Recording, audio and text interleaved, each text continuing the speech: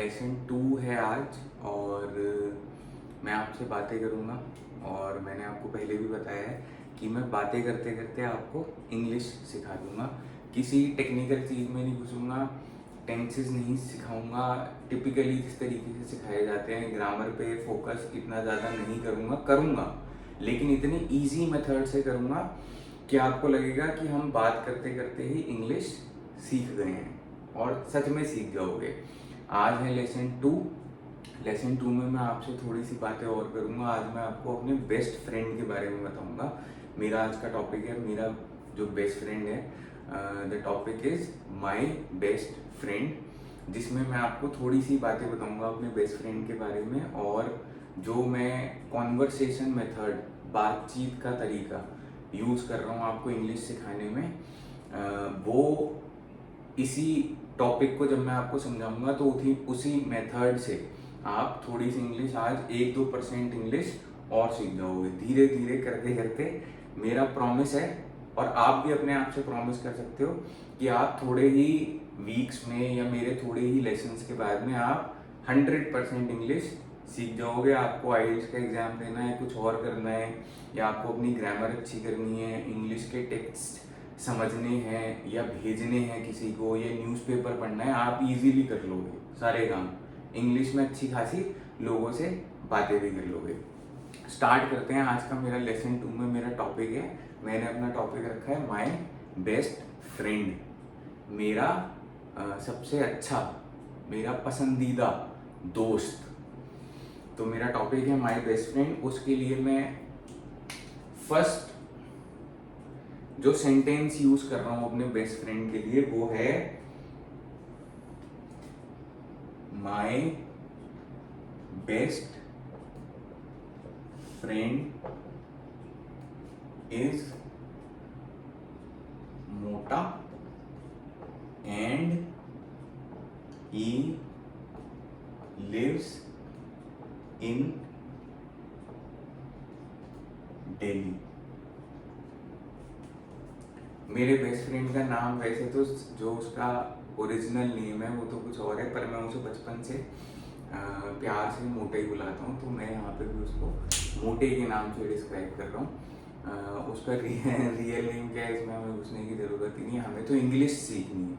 और हम इस सेंटेंस को यूज़ करके, अब इस सेंटेंस के अंदर जितने वर्ड्स हैं उनकी क्या प्लेसमेंट है, क्यों वो वाले वर्ड्स को यूज़ किया है, क्यों कहीं पे भी प्लेस किया है, आज हम इस सेंटेंस से कितनी सारी इंग्लिश की ग्रामर, कितने सारे इंग्लिश के वर्ड्स का यूसेज, पास्ट, थोड़ा सा पास्ट भी सीख जाएंगे, थोड़ा सा कंजंक्शन भी सीख जाएंगे। दो सेंटेंसेस को जोड़ना क्या होता है इस सेंटेंस से सीखते हैं।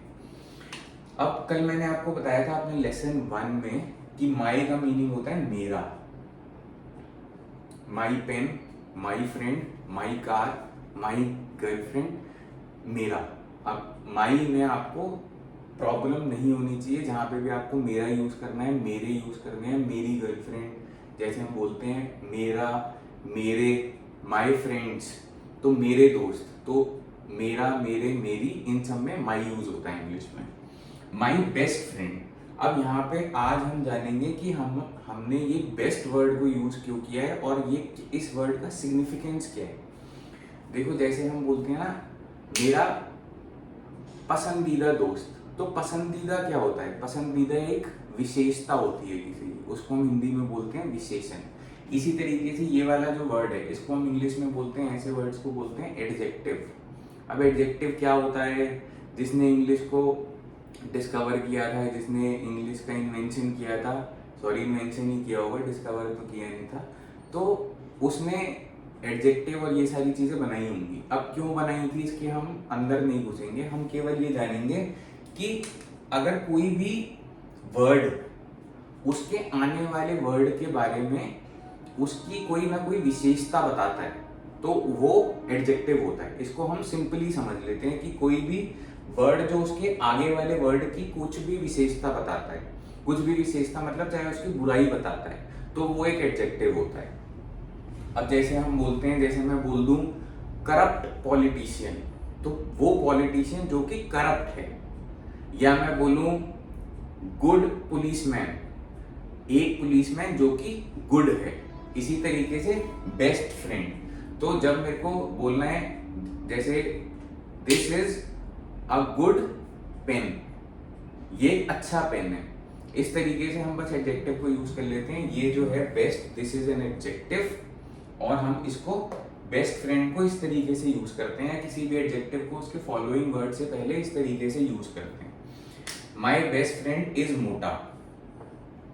अब इज मैंने आपको कल भी बताया था, इज का मतलब है, और है जो होता है, जैसे हिंदी में हम बोलते हैं मेरा बेस्ट फ्रेंड, या हिंदी में मैं बोलूंगा मेरा पसंदीदा दोस्त मोटा है जो है वो मैं सेंटेंस के एंड में यूज करता हूँ हिंदी में, लेकिन इंग्लिश में जहाँ पे इज का मतलब है उसको हम सेंटेंस के एंड में यूज नहीं करते हैं, सेंटेंस में कहीं बीच में प्लेस करते हैं। माई बेस्ट फ्रेंड इज मोटा। मैंने आपको कल भी एक सेंटेंस सिखाया था जिसमें इज आया था, माई नेम इज अंकित। इसी तरीके से जब मैं आपको और थोड़े से सेंटेंसेस सिखाऊंगा तो आपको पता चल जाएगा इसकी प्लेसमेंट कहाँ पे हो रही है, कैसे हो रही है, आपको दिमाग लगाने की जरूरत ही नहीं पड़ेगी, कुछ भी रटना नहीं है, समझ जाओगे अपने आप मेरी बातों से। माई बेस्ट फ्रेंड इज मोटा, मेरा पसंदीदा दोस्त मोटा है, ये तो बहुत सिंपल है। एंड, अब आते हैं एंड पे। एंड क्या होता है? एंड होता है हिंदी का और। इसको, इस पूरे सेंटेंस को हिंदी में बोलेंगे, मेरा पसंदीदा दोस्त मोटा है और वह दिल्ली में रहता है, और वह दिल्ली में रहता है। तो एंड जो है, एंड का मीनिंग होता है और। अब इस सेंटेंस से आपको ये समझना है कि जब हम एंड यूज करते हैं, ठीक है, तो हम यहाँ पे कहीं पे भी कॉमा वगैरह नहीं लगाते। मैंने कॉमा नहीं यूज किया ना। जब हम दो सेंटेंसेस को जोड़ते हैं और वो दोनों सेंटेंसेस अपने आप में इंडिपेंडेंट होते हैं, वो दोनों सेंटेंसेस अपने आप में इंडिपेंडेंट है, ये सेंटेंस कुछ कह रहा है और ये वाला सेंटेंस भी कुछ कह रहा है, लेकिन ये आपस में मिले जुले सेंटेंस हैं। He is a doctor and a good cook. अगर मैं ये बोलता हूँ तो इसका मतलब है कि ही इज अ डॉक्टर, वो एक डॉक्टर भी है और एक अच्छा कुक भी है। तो हम दो चीजों को जोड़ रहे हैं एंड से, लेकिन उसका संदर्भ जो है वो एक ही से रिलेटेड है। उसी तरीके से, क्योंकि मैं यहाँ पे भी मोटे के बारे में बात कर रहा हूँ, इसलिए मैंने एंड को यूज करके इन दोनों सेंटेंसेस को जोड़ दिया। मैं चाहूँ तो इन दोनों सेंटेंसेस को अलग अलग भी लिख सकता हूँ, जैसे मैं लिख सकता हूँ माई बेस्ट फ्रेंड इज मोटा, full stop, he lives in Delhi. लेकिन मैंने यहाँ पे यूज किया है and he lives in Delhi, क्योंकि मैंने एक सेंटेंस बना दिया है और मुझे आपको एंड का यूसेज भी सिखाना था, इस वजह से मैंने इसको एक सेंटेंस बनाया। ये सेंटेंस भी अपने आप में बिल्कुल सही है। एंड ही, अब जानते हैं ही। अभी तक हमने ही या शी का यूज नहीं किया है, लेसन 1 में भी नहीं हुआ था। आज हम ही को समझते हैं कि ही क्या है। ही का मतलब है वह। अब इंग्लिश में अगर मुझे बोलना है वह, जैसे वह मेरी बहन है, तो मैं बोलूंगा शी इज माई सिस्टर। ही जो होता है, इससे आपको ये समझना है, ही जो है वो यूज होता है मेल के लिए और शी यूज होता है फीमेल के लिए। पुल्लिंग जहां पे होगा, जहां पे लड़का है या आदमी है, वहां पे हम यूज करेंगे ही। जहां पे लड़की है या जहां पे औरत है, वहां पे हम यूज करते हैं शी। जैसे मैं बोलूंगा ही इज माई फादर, वह मेरे पिता हैं। हिंदी में ही का मतलब भी वह है और शी का मतलब भी वह ही है। शी इज माई मदर, तो मैं बोलूंगा वह मेरी माताजी हैं। She is my sister, he is my brother. तो ही जहां पे मेल है और शी जहां पे फीमेल है। अब अगर हम बोलते हैं कि दीपिका पादुकोण है ना, वो एक अच्छी एक्टर है, तो हम बोलेंगे she is a good actor, she is a good actor. अब वहीं उनके पतिदेव हैं रणवीर सिंह, तो हम उनको बोलेंगे he is a good actor. हालांकि वो गुड है या नहीं है तो मुझे इस पे कमेंट क्या करना है, लेकिन ही इज एन एक्टर। तो यदि मेल है तो ही, यदि फीमेल है तो शी। यहीं पे अगर मैं अपनी बेस्ट फ्रेंड किसी लड़की को बना देता तो मैं यहाँ पे ही की जगह पे क्या यूज करता, शी। ये वाला शी, ही लिव्स। अब इसके बाद में मेन एक और चीज सीखते हैं। हमने ये सीख लिया एडजेक्टिव थोड़ा सा, best friend, good cop, corrupt politician, ये सब वर्ड जो एक वर्ड से पहले आते हैं वो उसकी विशेषता बताते हैं, उसको एडजेक्टिव बोलते हैं। बड़ा इजी है यूज करना। हमने एंड सीख लिया, एंड का मतलब होता है और जो दो अलग अलग वाक्यों को जोड़ता है आपस में। हमने ही और शी का डिफरेंस समझ लिया, ही मेल के लिए, शी फीमेल के लिए। अब आते हैं लिव्स। लिव का मतलब होता है रहना, लिव का मीनिंग होता है रहना। अब यहाँ पे ध्यान देने वाली और इंग्लिश का ये बहुत ही बेसिक सी चीज है जिसमें बहुत सारे लोग गलती करते हैं, लेकिन आपको इसमें गलती नहीं करनी है। और इसमें अगर आप गलती नहीं करोगे ना तो आप सामने वाले को या कहीं पे भी आप किसी से बात कर रहे हो या आप किसी को कुछ लिख के दे रहे हो या टेस्ट दे रहे हो तो सामने वाले को ये लग जाएगा कि आपकी इंग्लिश अच्छी है। तो आज लेसन टू में ही ये समझ जाओ कि यहाँ पे लिव्स क्यों यूज हुआ है, यहाँ पे लिव क्यों नहीं यूज हुआ। लिव और लिव्स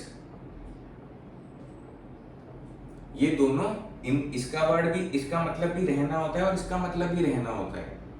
लेकिन इन दो शब्दों में फर्क क्या है?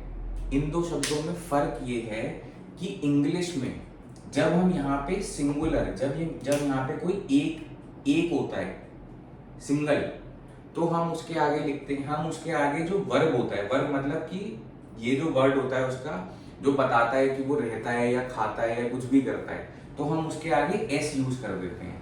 तो जहां पे सिंगल है वहां पे हम वर्ब के आगे लगा देते हैं एस।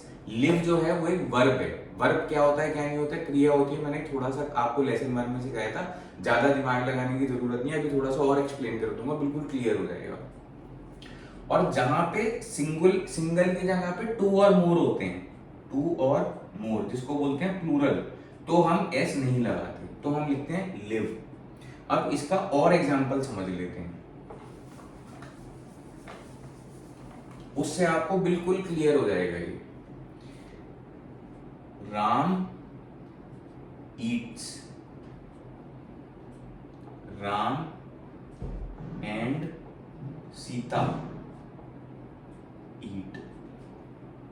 अब अगर मैंने एक इंसान के बारे में बात किया, सिंगल राम के बारे में, तो मैं बोलूंगा ईट्स। ईट का मतलब होता है खाना खाना। तो ये खाना खाना क्या होती है, क्रिया होती है, उसी को हम वर्ब बोलते हैं। तो मैं इसके आगे एस लगा दूंगा। और अगर मैं राम के साथ में राम एंड सीता जोड़ दूं, या राम सीता एंड सुरेश, या कितने भी, दो या दो से ज्यादा कितने भी हो, 1 मिलियन हो, 1 ट्रिलियन हो, वो ऐसे वाला इंफिनिटी वाला हो, तो हम एस नहीं लगाते, तो हम एस को हटा देते हैं। तो एक से ज्यादा जहां पे भी होगा वहां पे ये वाला एस यूज नहीं होता है। तो Ram eats, Ram and Sita eat. इसी तरीके से मैं बोलूंगा Eileen writes, Eileen and Munia write. Write का मतलब होता है लिखना। तो जहां पे मैंने बोला आइलिन लिखती है, तो उसको मैं बोलूंगा आइलिन राइट्स, यहाँ पे वाला एस लगेगा। और जहां पे मैं बोलूंगा आइलिन एंड मुनिया, जो दो हो गए या दो से ज्यादा हो गए, तो मैं ये एस नहीं लगाऊंगा, तो मैं केवल राइट बोलूंगा। जहां पे भी सिंगल होता है वहां पे हमें हमेशा एस लगाना है, और जहां पे भी एक से ज्यादा हो जाता है वहां पे हमें एस नहीं लगाना है। अब इसमें छोटा सा एक डिफरेंस होता है जो कि मैं आपको अभी बता देता हूँ। मैं और सेंटेंसेस, जब इस तरीके के सेंटेंसेस आ जाएंगे तो आपको और क्लियर हो जाएगा कि एक छोटा सा फर्क इसमें ये होता है कि हमेशा जहां पे सिंगल इंसान है वहां पे एस लगेगा, जहां पे एक से ज्यादा है वहां पे एस नहीं लगेगा। लेकिन जहां पे मैं अपने बारे में बात करता हूँ, आई का मतलब, आई को हम बोलते हैं प्रथम व्यक्ति, फर्स्ट पर्सन। आई के साथ में है आई सिंगल, लेकिन आई के साथ में एस नहीं लगता है। बस यही एक चेंज है इस वाले रूल में ना। आई इसमें होगा live in Delhi, he lives in Delhi, ये फर्क होता है। आई के साथ में एस नहीं लगता है, और जहां पे भी सिंगल होगा, राम लिव्स इन दिल्ली, इस तरीके से हमेशा एस लगता है। ये हो गया लिव और लिव्स का फर्क। ये वाला फर्क आपको बहुत अच्छे से ध्यान में रखना है। जैसे मैं आपको बताऊं, आप बिल्कुल नॉर्मल कॉन्वर्सेशन करोगे ना किसी से भी, तो ऐसे सेंटेंसेस बहुत यूज में होते हैं, बहुत ज़्यादा यूज में आते हैं। जैसे आप किसी से बात कर रहे हो, किसी ने आपसे पूछा आपका बच्चा क्या करता है, तो हम बोलेंगे, जैसे अगर वो लड़की है, हमारी बेटी है, तो हम बोलेंगे she studies in 5th class. तो हम बोलेंगे शी स्टडीज, शी स्टडी नहीं बोलेंगे, शी स्टडीज, वह 5th क्लास में पढ़ती है। और अगर हमारे एक से ज़्यादा बच्चे हैं, तो हम बोलेंगे माई सन एंड माई डॉटर, मेरा बेटा और मेरी बेटी स्टडी, वहाँ पे हम एस नहीं लगाएंगे। तो ये बहुत ही नॉर्मल यूज वाला सेंटेंस है, जिसमें बहुत सारे लोग गलती करते हैं। अच्छे खासे जिन्होंने स्कूल टाइम पे अच्छी इंग्लिश पढ़ी है, कई सारे लोग गलती करते हैं, कई नहीं भी करते हैं, लेकिन ये एक बहुत ही कॉमन एरर है। इसको आपको शुरू में ही दूर कर लेना है, ताकि आगे इसके बारे में, इस छोटी सी एरर के बारे में कोई दिक्कत ही ना आए बिल्कुल भी। And he lives in Delhi, इनका मतलब मैंने आपको कल भी बताया था, इनका मतलब होता है में। In Delhi, I am in the car, कि मैं कार में हूं। ठीक है, ये तो हमारा पहला सेंटेंस हो गया।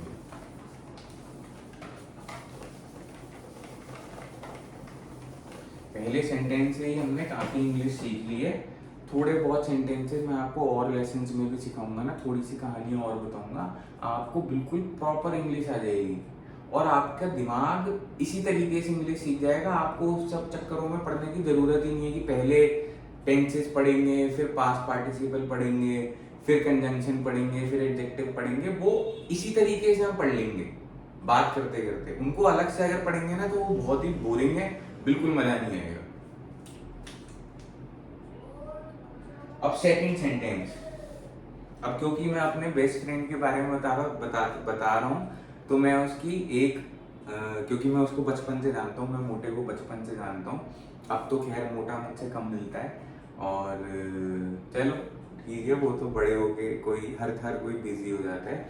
अब सेकंड सेंटेंस मोटे के बारे में, ही वॉज वेरी नॉटी।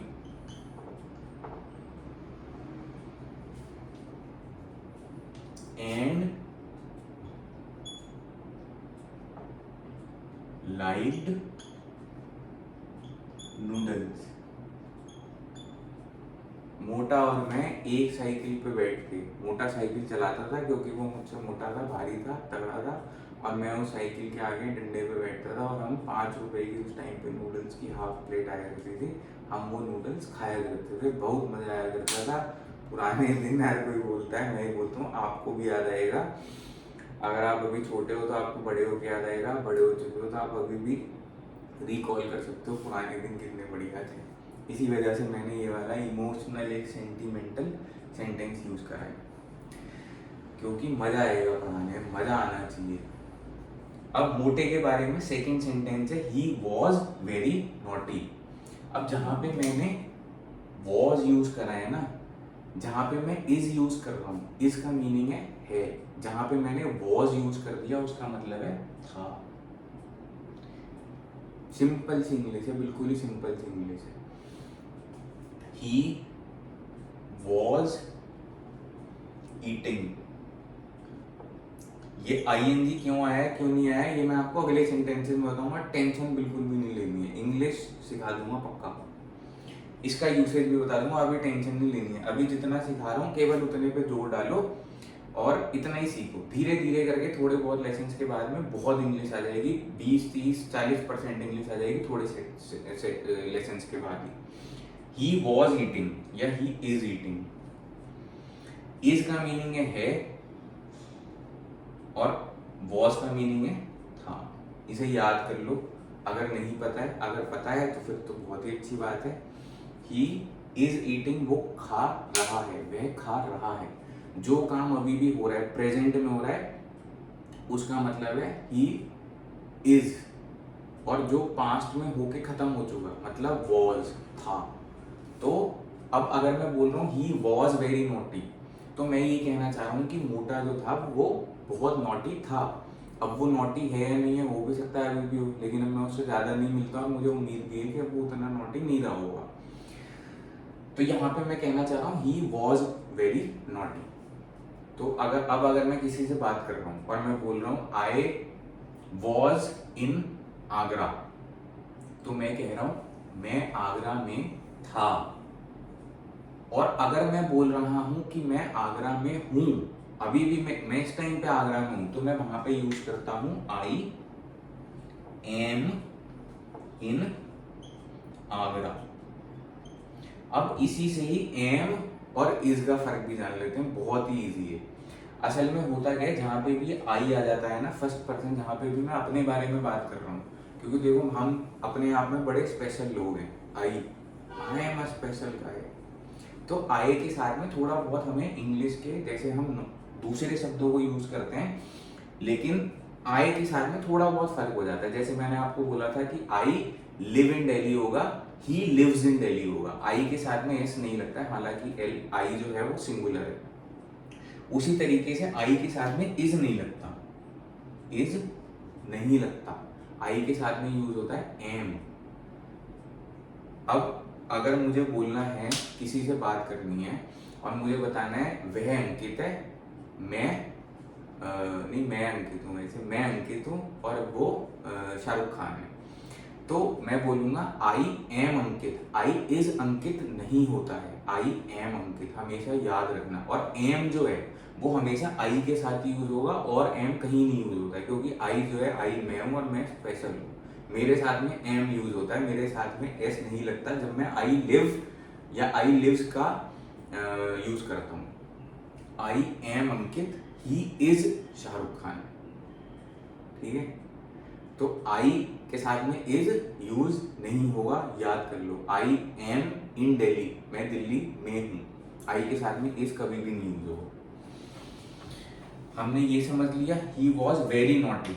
अब वेरी जो है ना, वेरी भी एक तरीके से क्या है, वेरी जो है, वेरी का मतलब होता है बहुत, तो वेरी का मतलब होता है बहुत, बहुत, हिंदी में बोलते हैं बहुत। वेरी टेस्टी फूड, बहुत टेस्टी फूड। वेरी नॉटी, बहुत शरारती, तो वेरी नॉटी, इस वजह से मैंने इसके आगे यूज कर दिया वेरी। वेरी मतलब जो ज्यादा ही, जैसे अगर मैं बोलता मोटा वॉज नॉटी, तो मैं बोलता मोटा नॉटी था, लेकिन अगर मैं बोल रहा हूँ मोटा वॉज वेरी नॉटी, मतलब मोटा बहुत ही नॉटी था, समझे?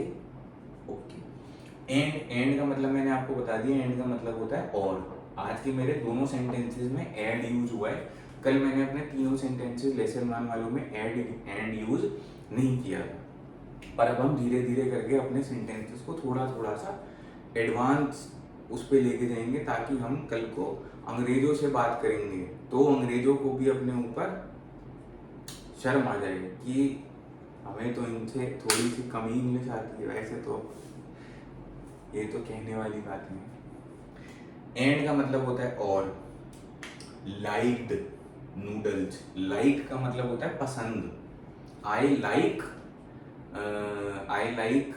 नोरा फतेही, या आई लाइक रणबीर कपूर, या आई कुछ भी, तो मतलब मैं इस चीज को पसंद करता हूँ। अब जहां पे डी आ गया, मैंने ये बन गया वर्ब का पास्ट टेंस। पास्ट टेंस को बोलते हैं जो पहले होके खत्म हो गया, पहले होके खत्म हो गया। अब हिंदी में क्या होता है, इस वाली चीज को हम दोबारा समझ लेते हैं। मैंने आपको लेसन 1 में भी समझाया था। हिंदी में हम प्रेजेंट और पास्ट का फर्क जो है वो है और था से कर देते हैं। जैसे मैं बोलूंगा मोटे को चाउमीन पसंद थी, या मोटे को चाउमीन पसंद है। पसंद जो हिंदी का है, जो इंग्लिश में लाइक बन जाता है, उसमें प्रेजेंट और पास्ट में कोई फर्क नहीं आता ना। पसंद, मोटे को चाउमीन या मोटे को नूडल्स पसंद थी, मोटे को नूडल्स पसंद हैं। लेकिन जब मैं इंग्लिश करता हूँ तो इंग्लिश में ये जो पसंद टाइप के वर्ड होते हैं, इसको बोलते हैं वर्ब। पसंद मतलब कुछ भी चीज का होना, करना, कुछ भी चीज, उसको बोलते हैं वर्ब। ये क्रिया जो हम हिंदी में बोलते हैं, ज्यादा टेक्निकल में घुसना नहीं है। हम वर्ब का ऐसे शब्दों को पास्ट टेंस बनाते हैं क्योंकि हम यहाँ पे वॉज या इज यूज नहीं करेंगे। तो इससे हमें क्या पता चलता है कि जब भी हमें कभी भी हमें ऐसे शब्दों ऐसे सेंटेंसेस में पास्ट टेंस बनाना है तो हमें वॉज नहीं घुसाना। जैसे हिंदी में हम बोलेंगे उसको उसको चाउमीन पसंद थी, तो अब हम इसका सीधा सीधा इंग्लिश कन्वर्जन नहीं कर देंगे ट्रांसलेशन कि ही लाइक चाउमीन वॉज, नहीं। हिंदी और इंग्लिश, अच्छा मैं आपको छोटी सी बात और बताऊं, हिंदी और इंग्लिश ऑलमोस्ट सिमिलर है विद अ फ्यू एक्सेप्शंस, बस थोड़े से एक्सेप्शन। ये उन एक्सेप्शंस में से एक है। कोई भी लैंग्वेज जो है ना, कोई भी लैंग्वेज की ग्रामर आपस में एक दूसरे से बहुत ज्यादा मिलती जुलती है, 98-99% मिलती जुलती है, लेकिन कुछ ना कुछ एक्सेप्शन जरूर होते हैं। ये उन्हीं एक्सेप्शन में से, ये वाली चीज उन्हीं एक्सेप्शन में से एक है कि मोटे को चाउमीन पसंद थी का इंग्लिश में मोटा लाइक चाउमीन वॉज नहीं होगा। हम इस ऐसे सेंटेंसेस में वॉज यूज नहीं करेंगे, हम ऐसे सेंटेंसेस में वर्ब की ही पास्ट टेंस बना देंगे, और हर वर्ब की कोई ना कोई पास्ट टेंस होती है। जैसे लाइक का होता है लाइक्ड, ईट का होता है एट, और राइट का होता है लिखना का होता है रोट। इस तरीके से हर एक वर्ड का प्रेजेंट फॉर्म होता है, हर एक वर्ब का एक प्रेजेंट फॉर्म होता है और एक पास्ट वाला फॉर्म होता है। अब हमें जब भी ऐसे वाले सेंटेंसेस में प्रेजेंट और पास्ट का कुछ करना है तो हम वर्ब को ही पास्ट बना लेंगे। कई की जगह पे वॉज लगता है पास्ट टेंस के साथ में, वो कहाँ पे लगता है वो मैं आपको जब वो वाला सेंटेंस आएगा तो मैं आपको इसमें और उसमें डिफरेंस करके बता दूंगा, फिर आपको क्लियर हो जाएगा। अभी नहीं बताता हूँ वरना कंफ्यूजन हो जाएगी। अभी के लिए जहाँ पे लाइक्ड नूडल्स या ही रोट, वह लिख रहा था या उसने लिखा ही रोट तो उसने लिखा। ही राइट्स क्योंकि ही तो सिंगल है उसके साथ में एस लगेगा। ही राइट्स वह लिखता है। तो यहाँ पे ही राइट वॉज नहीं होगा, ही रोट होगा। ऐसे सेंटेंसेस में वॉज नहीं लगेगा या इज नहीं लगेगा। अगर मैं इसको लाइक नूडल्स बोलूंगा तो आई लाइक नूडल्स, मुझे नूडल्स अभी भी पसंद है। आई लाइक्ड नूडल्स, मुझे नूडल्स पसंद थे। ये हो गया सेकंड सेंटेंस। अब आते हैं आज के थर्ड और आखिरी सेंटेंस पे, मोटे की विशेषता बताते हुए। मोटा is an engineer and a rich man। ये सच है, इसमें झूठ नहीं है। कोई भी मोटे ने इंजीनियरिंग करी थी, मैंने इंजीनियरिंग नहीं करी थी, मोटे ने बीटेक करी थी। और रिच मैन तो मोटा है, रिच मतलब कंपैरेटिवली रिलेटिवली बेटर ऑफ है मुझसे या हमारे कई और दोस्तों से। अब इस सेंटेंस में मोटा हमने यूज करा है क्योंकि मोटा मेरे दोस्त का नाम है। Is an engineer, was an engineer नहीं बोला मैंने, इज एन इंजीनियर मतलब मोटा इंजीनियर है। आज की डेट में मोटा इंजीनियर है। मोटा इज एन इंजीनियर, मोटा एक इंजीनियर है। मोटा एक इंजीनियर है। अब हिंदी में है लास्ट में आता है, लेकिन इंग्लिश में हमें इसको लास्ट में यूज नहीं करना। ये वाली चीज आपको याद करके रखनी है हमेशा के लिए। अब हम आते हैं एन पे। इस सेंटेंस से हम सीखेंगे, इनको बोलते हैं, क्या बोलते हैं, इनको बोलते हैं आर्टिकल्स का इंग्लिश में। ए, एन और द।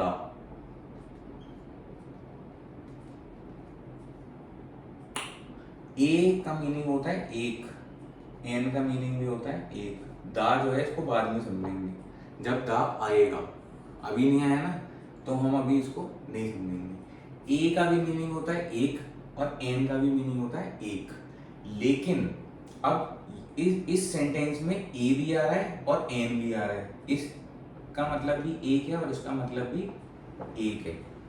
अब डिफरेंस यहाँ पे एन की यूज किया और यहाँ पे ए की यूज किया है।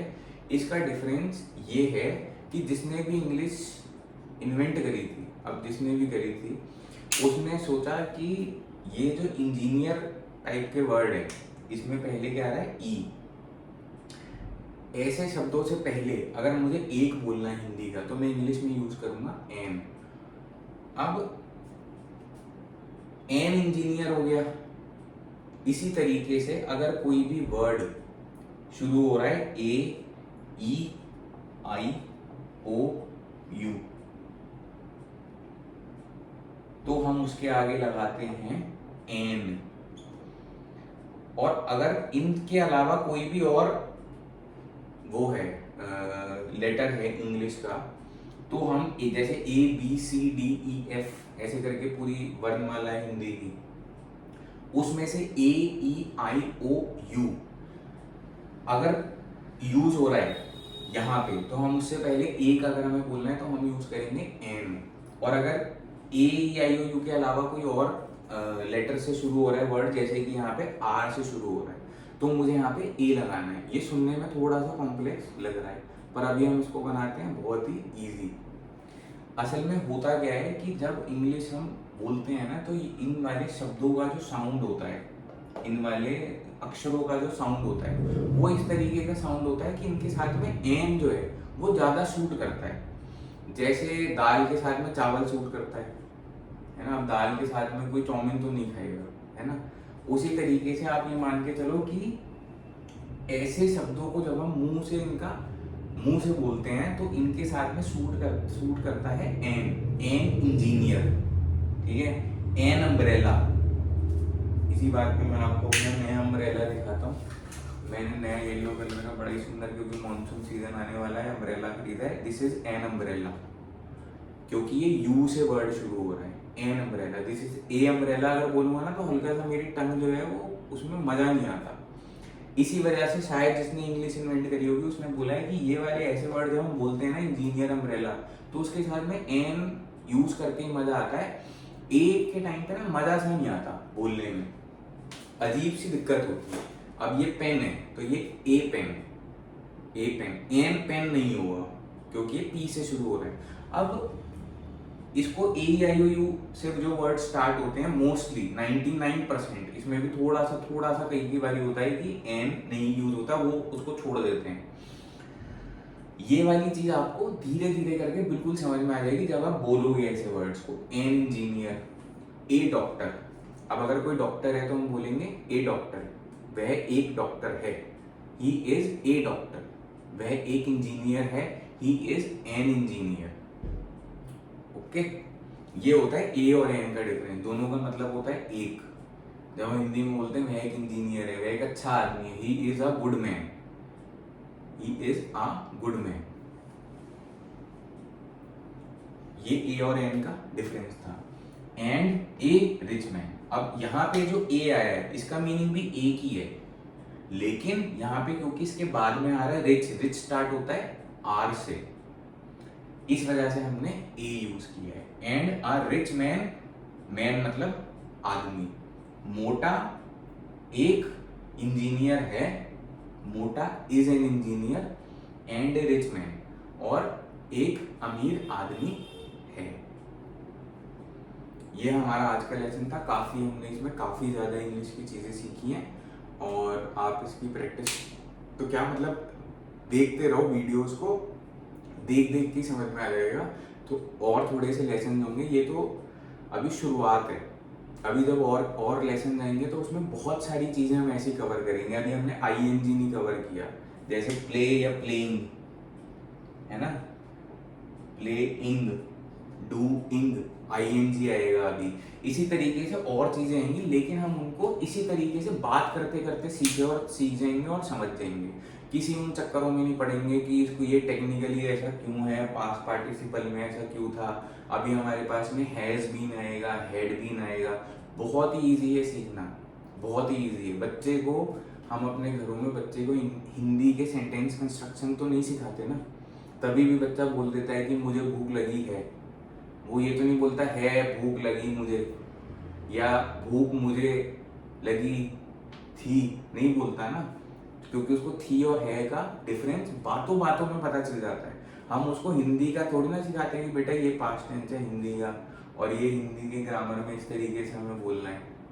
बात करते करते बच्चा सीख जाता है। उसी तरीके से मैं आपको बातें करते करते हर लेसन में कोई ना कोई एक इंटरेस्टिंग सी कहानी सुनाऊंगा, कोई भी एक टॉपिक उठाऊंगा, उससे आप इंग्लिश सीख जाओगे। अब इस वाले में जितनी भी चीज़ें आई हैं उसको समझ जाओ, और थोड़ा बहुत ना दिन में हल्का बहुत ही सही, जैसे 10 से 15 मिनट या 10 मिनट ही चलो, 10 मिनट ही सही, केवल 10 मिनट आप या तो इंग्लिश का कोई न्यूज़पेपर पढ़ लो।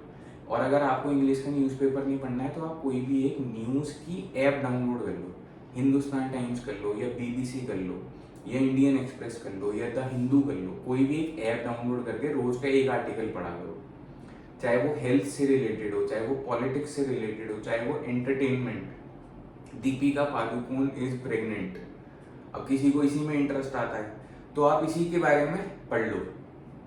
या अब वो उसकी शादी होने वाली है सोनाक्षी सिन्हा, और जिससे भी वो शादी कर रही है, तो अगर आपको ऐसी चीज़ों में इंटरेस्ट आता है यही चीज़ पढ़ लो, दिन में 10 मिनट पढ़ो, और फिर जो मैं आपको पढ़ा रहा हूँ जो सेंटेंसेस को समझो कि वो वहाँ पे कैसे उसी तरीके से यूज हो रहे हैं। लेकिन जब आप पढ़ोगे ना, थोड़ा सा 10 मिनट भी दोगे तो आप 10 गुना सीख जाओगे। अभी जो अगर आप केवल मेरी वीडियो से सीख रहे हो, अगर आप 10 मिनट भी पढ़ोगे तो वो आपका 10 टाइम्स मल्टीप्लाई हो जाएगा। अब 10 टाइम्स होता है या नहीं होता है इसका कोई साइंटिफिक देखो मेरे पास तो प्रूफ है नहीं, लेकिन हो जाएगा, अच्छा फर्क, बहुत अच्छा फर्क पड़ेगा। तो यही है। अब इसके बाद में लेसन 3 के लिए कोई इंटरेस्टिंग सा टॉपिक समझता हूँ और उसको पढ़ाऊँगा, उसके सेंटेंसेस बताऊँगा। चलो फिर, thank you for watching English ready classes, all the best.